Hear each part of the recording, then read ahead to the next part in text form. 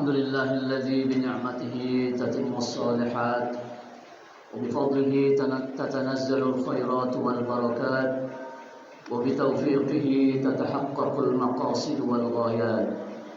أشهد أن لا إله إلا الله وحده لا شريك له وأشهد أن سيدنا محمدا عبده ورسوله لا نبي بعده.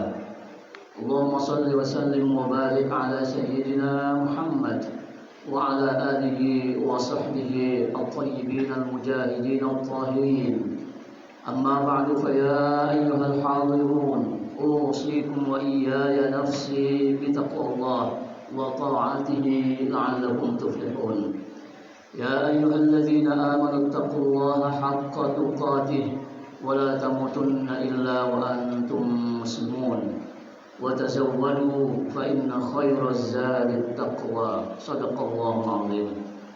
Jamaah salat Jumat yang dirahmati Allah, puji dan syukur kita panjatkan hadirat Allah Subhanahu wa taala pada hari ini, di bulan yang baik ini, hari yang baik ini, kita berkesempatan untuk mengabdikan diri kita kepadanya melalui pelaksanaan salat Jumat. Mudah-mudahan salat dan segala ibadah kita diterima oleh Allah Subhanahu wa taala.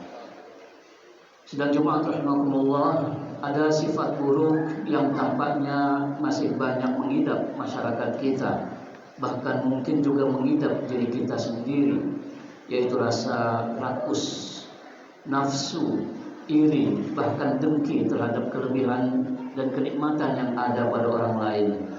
Itu semua tidak lain karena hilangnya sifat qanaah. Ada beberapa pengertian tentang qanaah ini. Dalam bahasa Indonesia yang diserap dari bahasa Arab, seperti dapat kita baca melalui Kamus Besar Bahasa Indonesia, kata qanaah mengandung arti rela menerima yang diberikan kepadanya oleh orang tua atau atasan ataupun oleh Allah. Dalam pengertian lain, qanaah adalah merasa cukup dengan yang ada, bukan pusing memikirkan yang tidak ada. Qanaah juga bisa berarti tidak mengeluhkan keadaan. Qanaah juga berarti merasa cukup dengan sesuatu yang halal dan tidak tertarik untuk memiliki yang haram. Sebagian orang memahami bahwa qanaah adalah sifat yang harus dimiliki oleh orang miskin dan tidak mampu, yakni menerima dengan rela ketidakmampuan dan kemiskinannya itu. Meski pemahaman itu tidak terlalu salah, sifat qanaah sebenarnya harus dimiliki pula oleh orang yang mampu dan orang kaya. Qanaahnya orang kaya adalah mensyukuri nikmat kaya itu dan tidak menjadikan kekayaan atau harta menguasai dirinya, menguasai hatinya. Sifat qanaah dapat mengantarkan kita kepada kebahagiaan.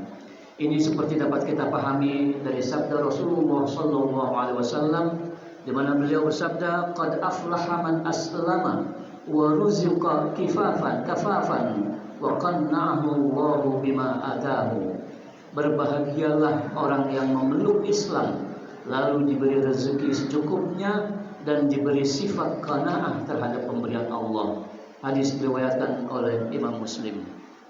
Dalam sabdanya yang lain, beliau mengatakan, orang yang mendapatkan rasa aman di rumahnya, rasa sehat di badannya, memiliki makanan untuk satu hari, ia seolah-olah diberikan seluruh kenikmatan dunia.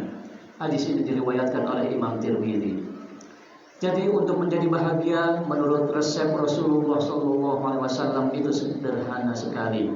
Asal punya rasa aman, sehat, kemudian punya stok makan untuk hari ini, itu sudah cukup. Kita pada umumnya memiliki kriteria yang disebutkan oleh Rasulullah SAW itu. Setiap pagi kita bangun dalam keadaan aman, badan kita sehat, dan kita punya stok makanan untuk satu hari, bahkan mungkin untuk 1 bulan ke depan. Jika itu semua kita syukuri dengan benar, kita pasti akan merasakan kebahagiaan. Sebaliknya, orang yang tidak memiliki sifat qanaah tidak akan pernah merasakan kebahagiaan. Melihat tetangga punya motor baru atau mobil baru, pusing. Melihat kerabat mendapat promosi jabatan, pusing. Melihat orang lain sering makan di restoran yang mewah dan mahal, juga pusing. Melihat orang menjadi direktur perusahaan, dia yang pusing. Lalu kapan bahagianya kalau setiap hari kita dipusingkan dengan hal-hal yang bukan urusan kita? Orang yang seperti itu, kata Nabi SAW dalam sabdanya yang lain, tidak akan puas sebelum tanah atau debu masuk ke dalam perutnya. Artinya dia tidak akan berhenti kecuali kalau sudah mati. Punya satu pingin dua, punya dua pingin tiga, punya tiga pingin empat, dan begitu seterusnya. Jamaah Jumat rahimakumullah, ada banyak cara yang bisa kita lakukan atau kita latih diri kita untuk bisa memiliki sifat qanaah. Di antaranya adalah sebagai berikut. Pertama, percaya sepenuhnya bahwa yang mengatur rezeki itu adalah Allah Subhanahu wa taala, bahkan sejak sebelum kita terlahir. Dalam hal ini Allah Subhanahu wa taala berfirman, A'udzubillahi minasyaitonir rajim, innallaha huwar razzaqu dzul quwwatil matin. Sesungguhnya Allah lah pemberi rezeki, pemilik kekuatan, dan yang bersifat maha kokoh. Al-Quran Surat Az-Zariyat ayat 58. Rezeki yang sudah Allah tentukan itu tidak akan lari dari kita sampai kita memperolehnya. Terkait hal ini Rasulullah SAW bersabda, wahai manusia, bertakwalah kepada Allah dan mintalah kepadanya dengan cara yang benar. Sesungguhnya seorang manusia tidak akan mati sebelum jatah rezekinya sampai kepadanya, walaupun boleh jadi lambat datangnya. Bertakwalah kepada Allah dan memintalah kepadanya dengan cara yang baik. Carilah yang halal dan tinggalkan yang haram. Yang kedua, memandang orang lain yang bernasib tidak sebaik diri kita, baik dalam hal harta, jabatan, ketenaran, kesohoran, dan sebagainya. Rasulullah SAW bersabda terkait hal ini, lihatlah atau pandanglah orang yang lebih rendah dari kamu, jangan kamu melihat orang yang lebih tinggi daripada kamu. Dengan begitu kamu menjadi tidak akan meremehkan nikmat Allah. Kalau kita merasa miskin, masih banyak orang yang lebih miskin daripada kita. Kalau kita tidak punya kendaraan bermotor, masih banyak sekali orang yang tidak punya kendaraan bermotor dan hanya menggunakan transportasi umum, dan begitu seterusnya. Yang ketiga, hemat dalam membelanjakan uang atau harta kita, tidak boros.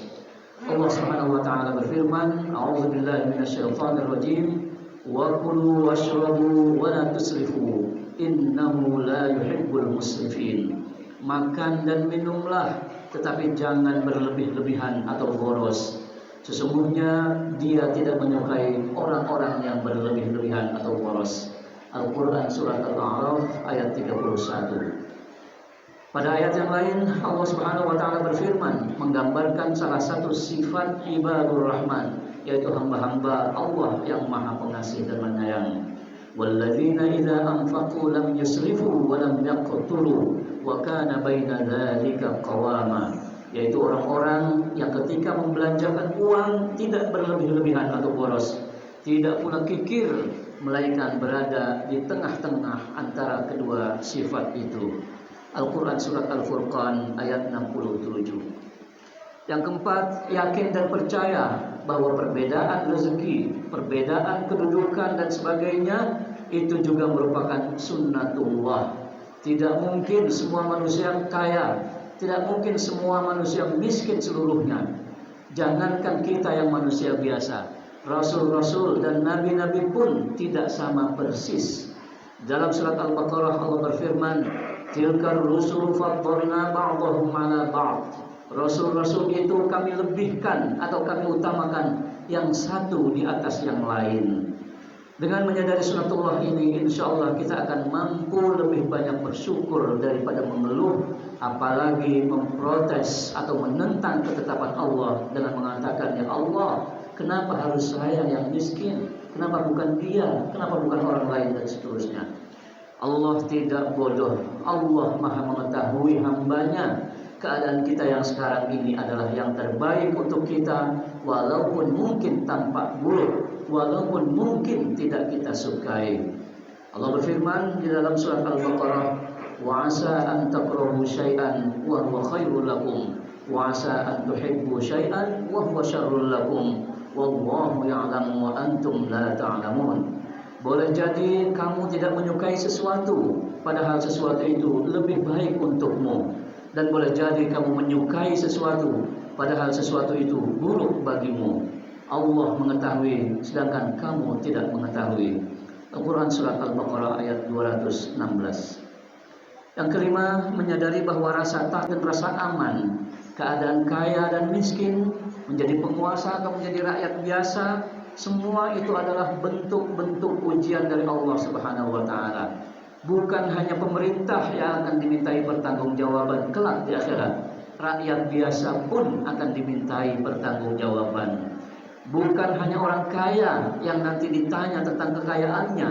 Orang miskin pun akan ditanya, apakah dia ridha dengan kemiskinan itu atau tidak? Apakah dia qanaah atau tidak? Apakah dia mengeluh atau tidak? Apakah dia menyalahkan Tuhan, menyalahkan nasib atau tidak? Dan begitu seterusnya. Jangan mengira bahwa ujian itu hanya berupa keadaan yang sulit, seperti kemiskinan, kelaparan, dan sebagainya. Keadaan lapang, kaya, hidup senang pun merupakan ujian. Sikap yang terbaik dalam menghadapi bentuk-bentuk ujian itu adalah menerima bahwa itu adalah ketetapan Allah semata-mata. Bersabar kalau keadaannya tidak baik dan bersyukur kalau keadaannya baik. Dulu Sayyidina Umar bin Khattab radhiyallahu anhu pernah mengingatkan bahwa kalau kita kaya, kalau kita memiliki banyak harta, ingatlah bahwa perhitungannya di akhirat akan lebih sulit dibandingkan kalau kita miskin. Tetapi pada saat yang sama, kalau kita miskin dan tidak terima, tidak qanaah, tidak memohon kepada Allah, kita juga menjadi hamba miskin yang sombong.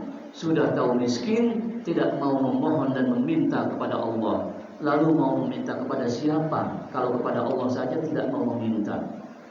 Yang keenam, banyak-banyak berdoa agar kita diberi sifat qanaah, tidak rakus, tidak tamak, nerima, dan pandai bersyukur. Salah satu doa yang sering dipanjatkan oleh Rasulullah SAW terkait hal ini adalah Allahumma inni a'udzubika min ilmin la yanfa' wa min qalbin la yakhsha' wa min nafsin la tashba' wa min du'ain la yusma'. Ya Allah, aku berlindung kepadamu dari memiliki ilmu yang tidak bermanfaat, dari hati dan jiwa yang tidak tunduk dan tidak khusyuk, dari nafsu yang tidak pernah puas, dan dari doa yang tidak engkau kabulkan atau engkau dengar. Doa lain yang juga dipanjatkan oleh Rasulullah SAW adalah Allahumma qanni'ni bima razaqtani wa barik li fihi wa akhlif alayya kulla ghaibatin li bi khair. Ya Allah, jadikanlah aku orang yang ridha atau qanaah terhadap rezeki yang engkau beri, dan berkahilah serta gantilah apa yang luput atau hilang dariku dengan sesuatu yang lebih baik. Hadis diriwayatkan oleh Imam Bukhari dalam Al-Adab Al-Mufrad. Demikianlah khutbah singkat ini. Mudah-mudahan Allah Subhanahu wa taala membimbing kita untuk memiliki sifat qanaah. Barakallahu li wa lakum fil Qur'anil Karim wa nafa'ani wa iyyakum bima fihi minal ayati wa dzikril hakim wa taqabbala minni wa minkum tilawatahu innahu was-sami'ul 'alim. Aqulu qawli hadza wa astaghfirullahal 'azim li wa lakum fastaghfiruhu innahu huwal ghafurur rahim.